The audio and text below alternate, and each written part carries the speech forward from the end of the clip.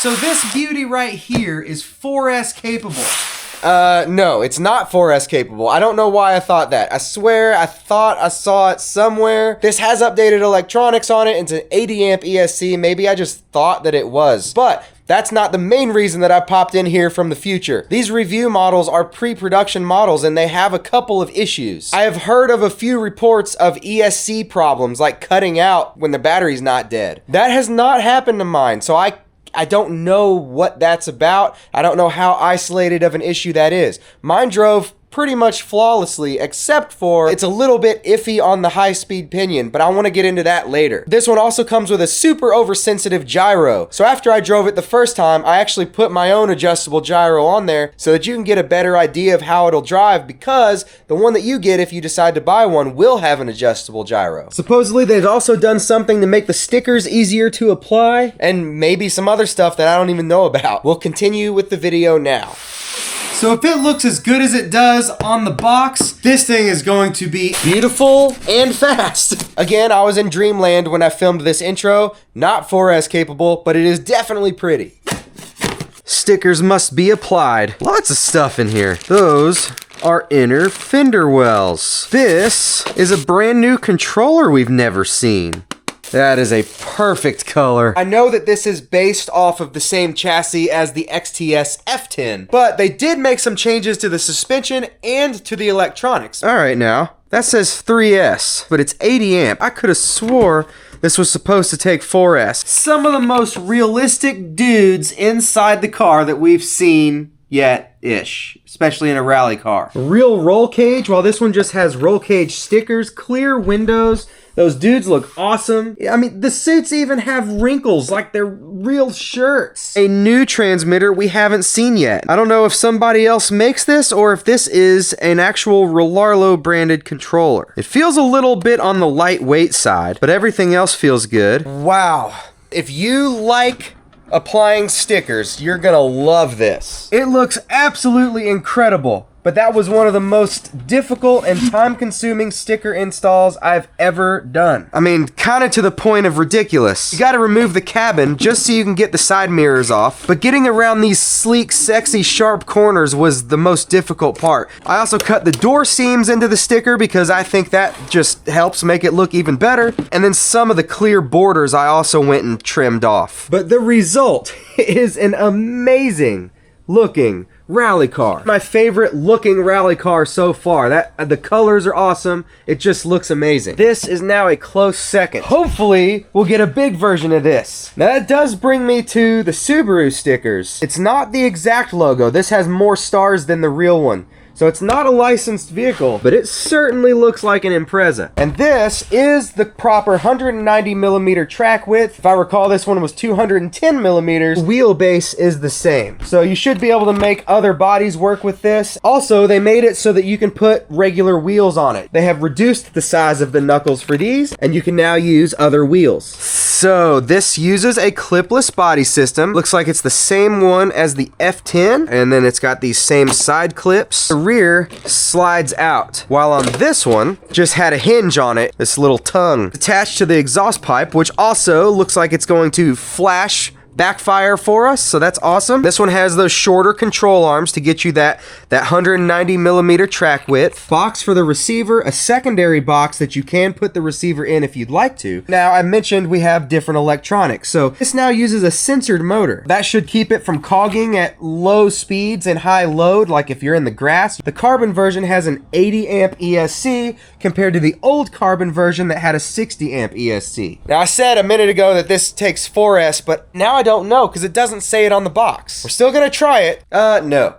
As with most Rlaarlos, the shocks do feel good. The front and the rear are currently tuned a little differently. I'm gonna leave it alone. That's probably good. We'll get some rally squat, and that'll help keep the front end from dipping down too easily under hard braking. The can size is also bigger. It's a 3652 while this one was a 3650. I don't know if that gives it more power. It might just be so that you can fit that sensor in there. 3300 kVs. And here it is against the new MJX 1/10 scale that just came out. Practically exactly the same size. And there's a lot of differences between these two, but there's also a lot of similarities. I'll be doing a comparison video, but after driving this, I'll also share some thoughts in this video. XT60 connector. You got power button located right here. Not the easiest place to reach with the body on. I imagine it'll be even more difficult once these are in place. You're gonna have to remove the body to turn it off and on. Center differential. That is definitely one of the biggest advantages over the MJX. And it looks like pretty much everything else is the same. So I know we've seen this platform before. I'll just go over it real quickly and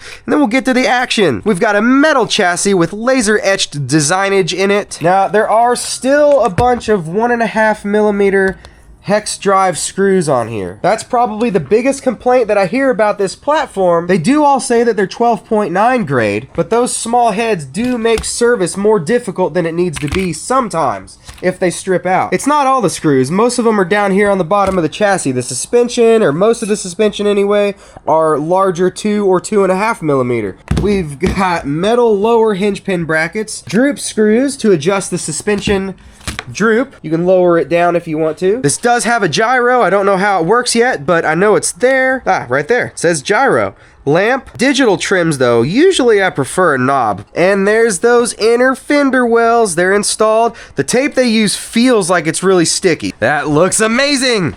Oh, wiper popped. Go down. Yeah, that's supposed to be glued. There we go. Those wheel arches are pretty big, not like they were on the MJX, but they're still kind of on the large side though. Gyro off. Gyro on. Whoa. That gyro is another thing. This pre-production model has a very sensitive gyro. That is very sensitive though. Hopefully I'll be able to drive this thing. Lamp. Oh, I forgot to plug them in. Plug in right there. Oh yeah, there we go. Turn signals. I know I saw somewhere that those can be turned off. I don't know, I can't figure the turn signals out at the moment, but you're supposed to be able to make them flash or turn off completely. It's already death wobbling a little bit on me. This gyro is set way too high. Like I said, the ones you're gonna get won't be, but it's gonna be hard for me to test it. I mean, that's death wobbling like crazy. All right, it's not wobbling too bad. There it goes. Wobble, wobble. People always drive super, super slow when they're in your way. Hey, Subaru. Come back, my friend. That was 36, about on par with their other stuff. We'll try out that 4S in a minute. Oh, you silly fool. So like I said, the production models are going to have a less sensitive gyro. But this is gonna be difficult for me to drive and accurately describe how it drives. It's not gonna be as accurate as I'd like it to be. Whoa, whoa, whoa, oh! Today, it's about 70 degrees outside. Fahrenheit. The other day with the MJX, it was about 30 degrees, and it had just snowed a little bit the day before. Look at those leaves.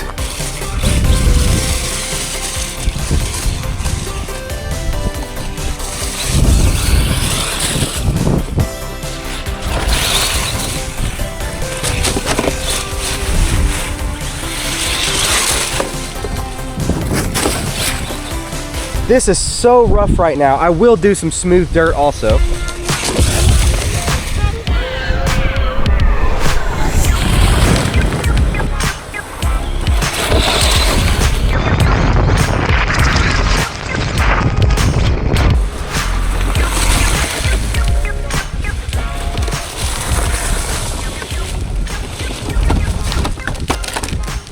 Whoop.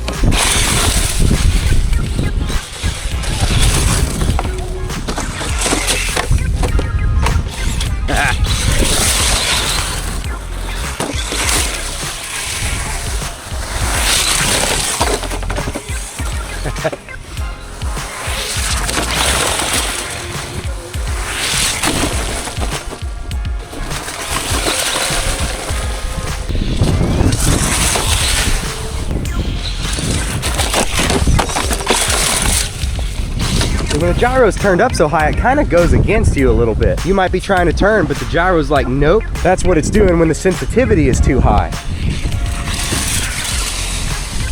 This is one of my favorite rally spots, but with it being so rough right now, it's a little less desirable than usual. All these acorns and sticks and leaves. The leaves are fun, but not when it's that much. It's got the power to push right through them though. No cogging.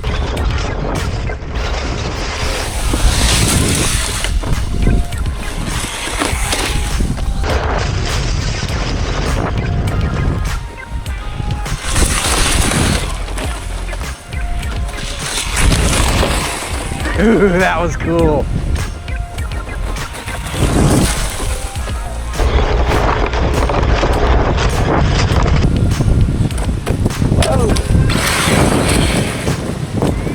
Oh yeah, I forgot to look at that backfire light.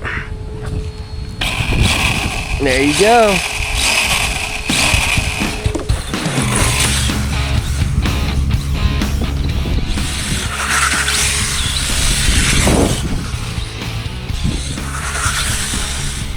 This concrete sounds excellent. Oh!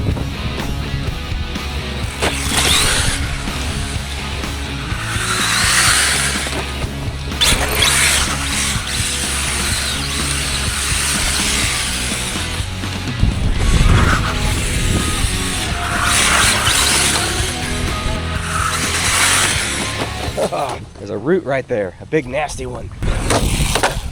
See?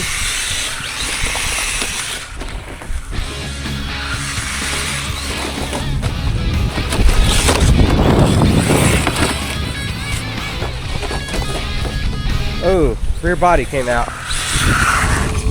Okay, good, it's not broken. But the lights came unplugged. I guess it just pulled, flexed, stretched. That's a lot of stretching. Oh wait, no it didn't. Boom. Ah, the lights though. Well, I tried 4S, no throttle, only steering, so it won't take 4S. Okay, some smooth asphalt, some jump.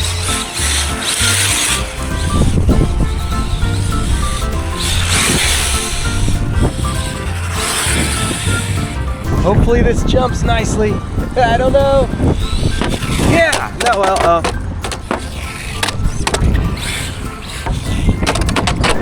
why do you keep turning? Not bad, but it keeps turning. That's gotta be gyro related.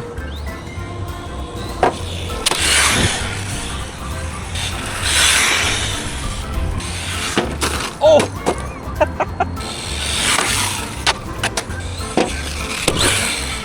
That was beautiful. There we go. I knew it had it in it.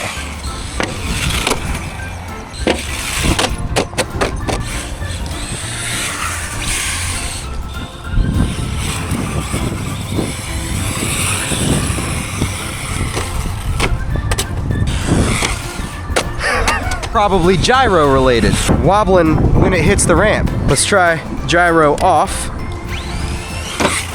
Oh yeah. Oh, I busted up one of the lights. Oh man, messed that one up.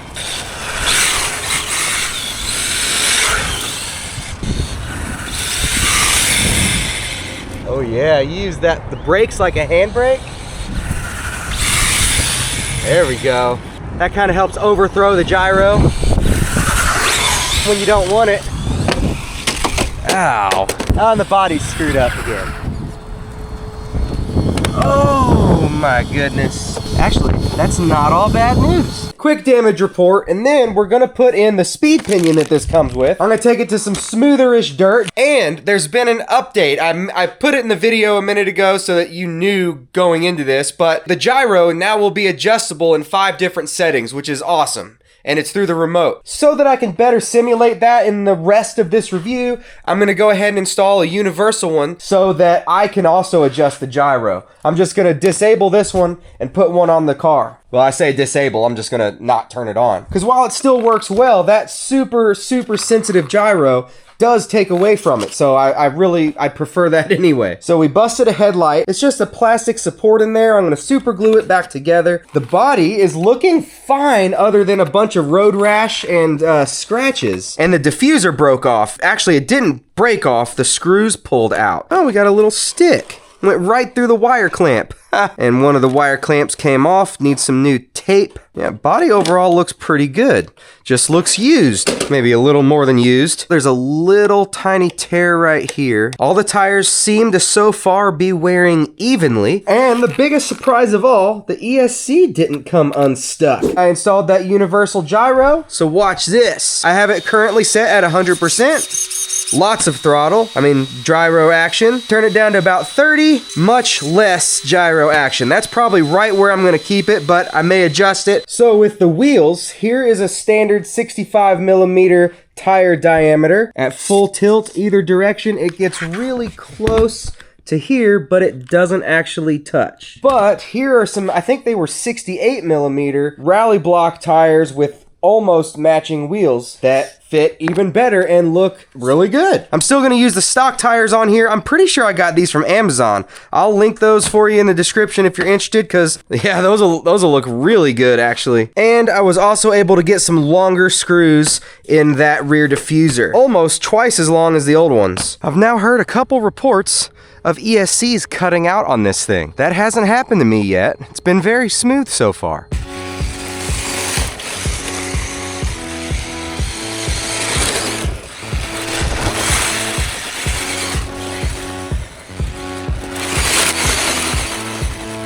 Having an adjustable gyro sure is nice.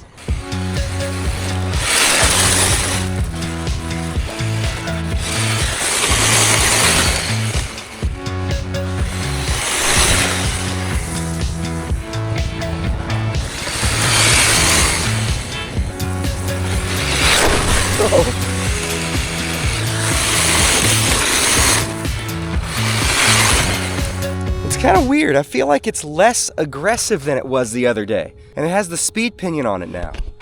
That doesn't make sense.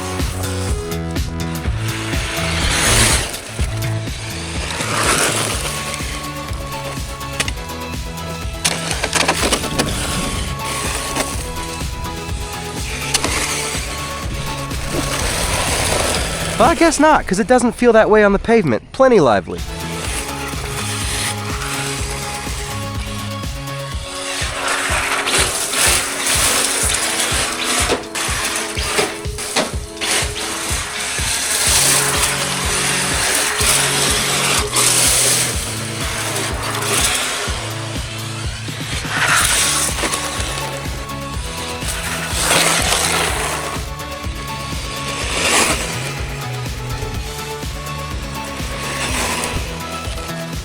.38. All right, I didn't like that test. Something just fell off about it. So I made sure my mesh wasn't too tight, which I don't think it was, but it could have been. It's also about the thunderstorm and it's already raining, so I gotta hurry. Put the phone in there.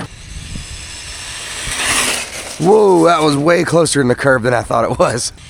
Full trigger right there. 39. Looks amazing with those glistening water droplets. So I still didn't get what I wanted to get speed-wise. I got 39, one more than I got yesterday. That, I just went back and double-checked the video. I got 42 miles an hour on it. Definitely do not have the mesh too tight. I even made sure to bias it slightly loose, if anything.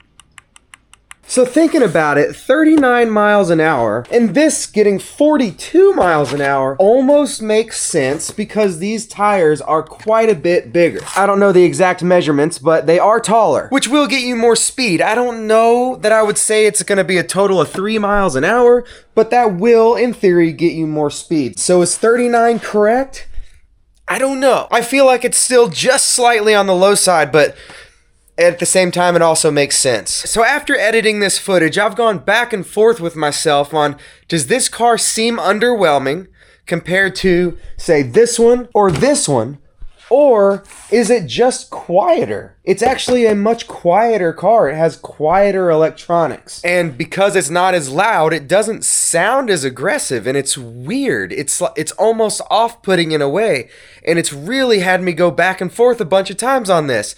But the thing that the reason that it's made me go back and forth a bunch of times is the reports that I've heard about ESC issues, which I haven't had. I've had 0 ESC issues. It's actually been rather flawless. So that's the one thing that worries me, is maybe there's a problem with some of the ESCs, but this is still that pre-production model where things haven't been perfecticized. That's the only thing I can say on it, because it didn't act up for me. I don't know the extent of how isolated that issue might be. I'm curious what you think. Does it seem like it's just quiet, or does it seem like it's underwhelming? Because I didn't feel a loss of power when driving it. Nothing. The only thing that's made me think of this is what a couple other YouTubers have told me, that they had ESC issues, the fact that it didn't hit the high speed, and then the fact that it was quiet, which I noticed the most during editing. But going back the other day in my brain to where I was driving it, it didn't have that feel. So I'm kind of lost. I'm a little confused, and I'm pretty sure the quietness is just playing games with my head. Also knowing the fact that there's been a couple other problems with other units out there. The battery life was pretty short too. Hopefully that makes sense, because I'm not even sure if it really does to me. Of course, there's always a roller option, but if you want an RTR,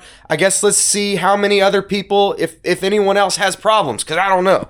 But this is seriously such an awesome looking car. It is my favorite looking rally car that I have got, and probably my 3rd favorite best looking car overall, behind that one and that one. Just like with the F10, nothing broke. It's a super solid platform. I really like these. The inner fenders are still on there, but there are a few places where they're starting to come off, so maybe some even stronger tape. A relocated power button would be a really nice touch, so you didn't have to take the body all the way or almost all the way off just to turn the power on or off. I have a service announcement for you. I just now received feedback from Rlaarlo. They're working diligently to make sure the problem is resolved before the first production batch is shipped. If any customer experiences an ESC failure after receiving their S10, we unconditionally promise to ship a free replacement immediately. So, it's under investigation. If they find an issue, they will make sure it's fixed before they ship. And if you do have a problem, they will take care of it. It says, please place your orders with confidence. That's what I've got for you. The bottom line is, the product here in front of me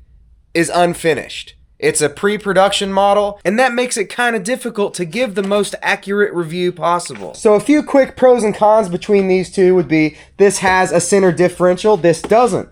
This was a little bit faster. Typical with all the Rlaarlos, you got the sliding motor mount. This one you don't. It's still adjustable, but it's in increments. And besides that motor mount, this has more overall adjustability anyway. But this one does come with a second set of springs that make the car sit lower, which is what's on it now. Even though this is a licensed body, this one looks better to me, but that's only a preference. This one was more stable, I think, even with a wobbly gyro at high speed. Of course, this one went faster. This was easier to control on pavement, more fun on the rough terrain. I feel like this one was more fun on the smooth terrain. But really, just as far as drifting around in the dirt, they both did well. I'm still gonna do a comparison video, but I just wanted to get a few facts out there. Pros and cons, I guess they're really more of my opinion, because a lot of people were asking this question. Don't forget, I've got a raffle going on for the big 1/7 Volkswagen Polo. Hey, quick question. Which one of these do you like better? Do you think looks cooler?